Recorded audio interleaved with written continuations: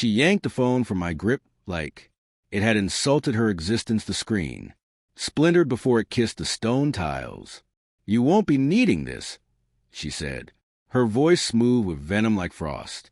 "On a mirror, I'll take it from here." She walked out as if the decision was law, as if I were a misplaced detail in her glossy narrative. That night, I stared at the shattered device not because I couldn't buy another, but because it was the last thing of mine she'd destroy.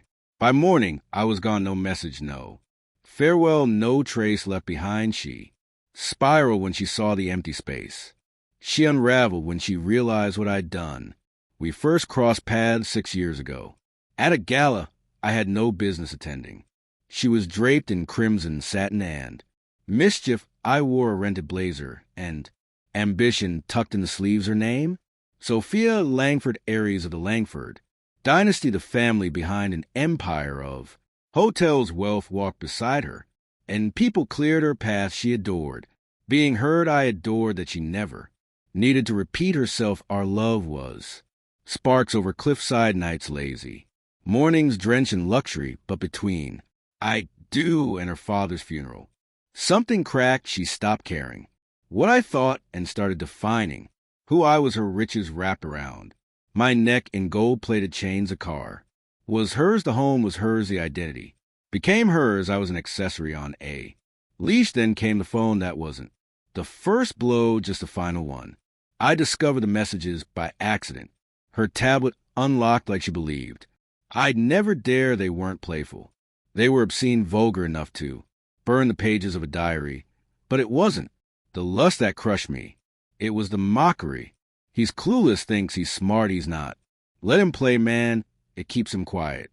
They mocked me, laughed at how docile I'd become. I didn't confront her. I made her risotto, opened her wine, and let her sleep untouched beside me. I absorbed it all instead, and I started planning too. Months of shadows. I made myself smaller, quieter, forgettable the less. I stood out to free her. I moved, I studied.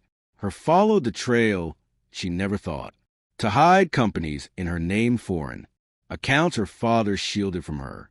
She thought she was a mastermind, but I outmaneuvered her every asset, restructured every password, hijacked.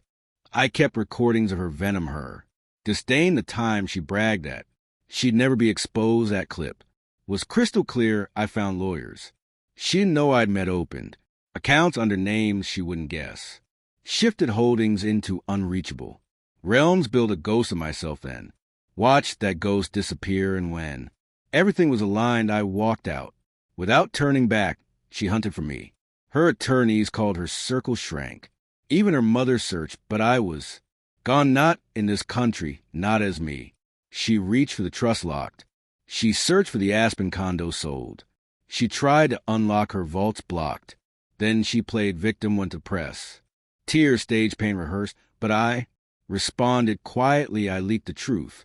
Snippets of her cruelty, her plotting, her deceit. Her mask crumbled. In under 3 days, the public turned on her. Her own board forced her out. The affair denied. Her brand reduced to gossip fodder. Sophia Langford, the face of elite. Refinement, now a viral downfall. And then came the final blow. A plain envelope, no stamp, no name.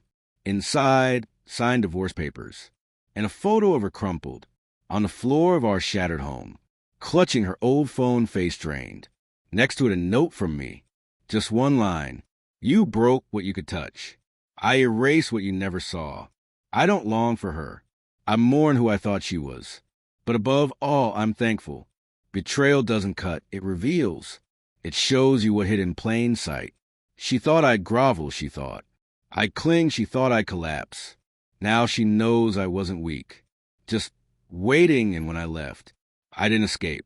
I dismantled her illusion.